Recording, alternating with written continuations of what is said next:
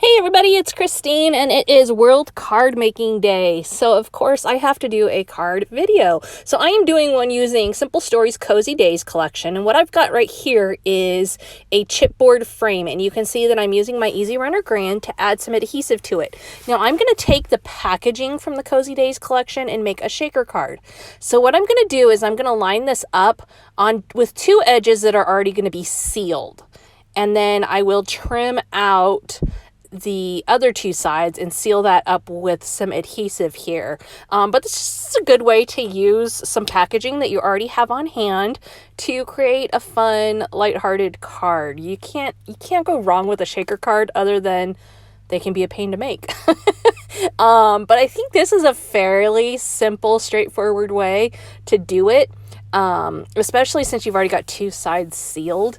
And, they're just so fun to give. So I thought when I saw the frames in this collection, I used them on a layout right off the bat, and then I knew I wanted to use some on cards and stuff too. So this one, the raccoon, I just thought he was really cute, and so it was perfect for doing just that. They don't always have chipboard frames in their collections, but in this case they did, and I think this might be one of the first ones that I've really worked with a lot of, that I use the chipboard frames quite a bit. Now I'm going to tuck in this cut apart card that was within the collection that says give thanks. Kind of an interesting approach here. Usually you do your background on a shaker card a different color, but I thought it looked really cool because it had the flowers on it, so it carried the frame into the inside of the shaker with those additional flowers and the color scheme. So I went down that road, which was definitely a little different. And then the next thing I'm going to do is add in my shaker stuff, and I'm going to just use some pink sequins, which is kind of funny for fall. But as you can see, this collection has some really cool colors in it with the pinks and the blues that bring out a really unique fall look. So adding those in, just a handful of them, not a ton. And then I'm going to get these adhesive lines, which are like adhesive dots, but they're lines. And while I don't use these a ton, for things like this, they're super handy because it covers a little small area and then you can add another one. And so it allowed me to work little by little in sealing up the rest of the shaker element.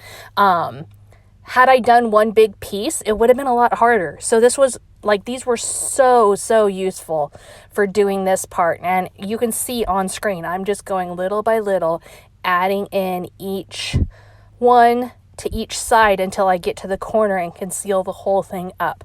And it did a great job of containing everything. My sequins didn't get stuck inside of it or anything. It worked perfectly for this. And I was glad I thought of it, because at first I was like, oh, okay, I could do a long roll of tape, but that's a pain.